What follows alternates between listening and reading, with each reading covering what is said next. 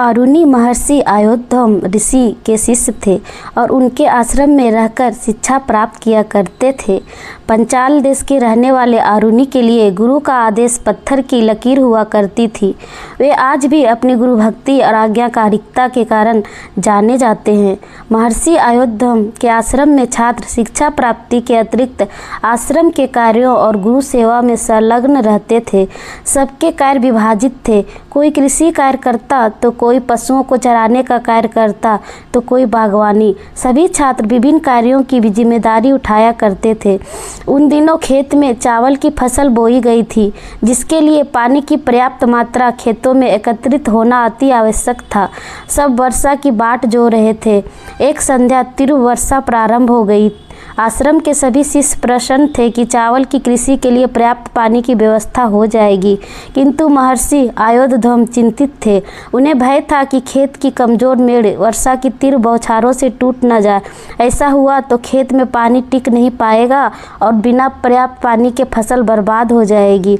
शिष्यों में जब महर्षि आयोद्धम के माथे पर चिंता की लकीरें देखी तो कारण पूछा। महर्षि ने अपनी चिंता उनके सामने व्यक्त कर दी। सभी शिष्य चिंतित हो गए, किंतु किसी को समझ में नहीं आया कि ऐसे मौसम में क्या किया जाए।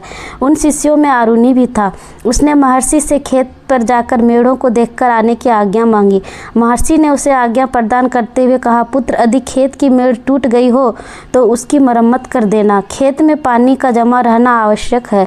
आरुणि गुरु की आज्ञा लेकर भारी बारिश में खेत की ओर चल पड़ा। खेत पहुंचकर उसने देखा कि खेत की मेड़ें टूट गई है और उनसे होकर खेत का सारा पानी बह रहा है। आरुणि तुरंत प्रयासों में जुट गया। उसने खेत के 3 तरफ की मेड़ों की मरम्मत कर दी और वहां से बहता पानी रोक दिया, किंतु बहुत प्रयास के बाद भी एक चौड़े मेड़ की मरम्मत नहीं कर पाया। वह बार बार उस मेड़ में मिट्टी भरता, किंतु पानी के तीव्र प्रभाव के कारण वहाँ की मिट्टी बह जाती। बहुत प्रयासों के भी उपरांत भी जब उस मेड़ में पानी जाना बंद न हुआ तो आरुणि उस मेड़ पर लेट गया। उसके लेटने से वह स्थान बंद हो गया और वहाँ से पानी का बहाव रुक गया। आरुणि यूं ही भोर तक बारिश में भीगता हुआ उस मेड़ पर लेटा रहा। इधर जब भोर होने तक आरुणि आश्रम नहीं लौटा तो महर्षि आयोद्धम कुछ शिष्यों को लेकर खेत पहुँचे।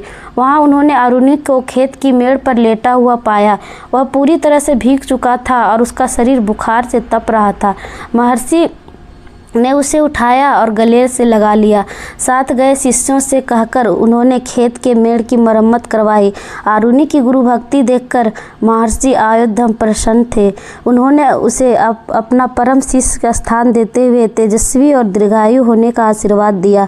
फ्रेंड्स, अगर कहानी पसंद आई होगी तो एक लाइक अवश्य कर दीजिएगा और कमेंट शेयर ज़रूर कर दीजिएगा।